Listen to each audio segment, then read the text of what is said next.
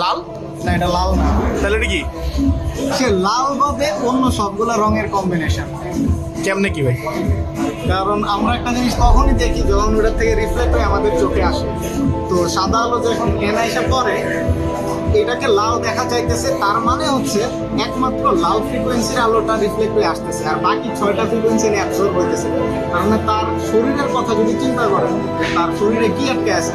তার শরীর হচ্ছে বেগুনি, নীল, আসমানি, সবুজ, হলুদ, কমলা, এই 6টা তার শরীরে আটকে আছে। আর লালটা বাড়ি খেয়ে আমার চোখে আসতেছে, ওইটা আমি পার্সিভ করতেছি, ওই জিনিসটা আমার ব্রেন ক্রিয়েট করতেছে।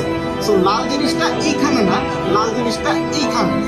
সো মাথার মধ্যে আপনার লাল? মানে ব্রেনের ভেতর লালটা এখানে প্রডিউস হচ্ছে, এখানে না। সো রং আসলে মানে পদার্থের রং, সেটা তার ইন্ট্রিনসিক প্রপার্টি না, ওইটা আমাদের পারসেপশন। তার মানে একটা জিনিসকে লাল দেখা যেতেছে, দ্যাট মিনস ওই জিনিসটা লাল না, লাল বাদে অন্য সবগুলো কালার কম্বিনেশন। লাল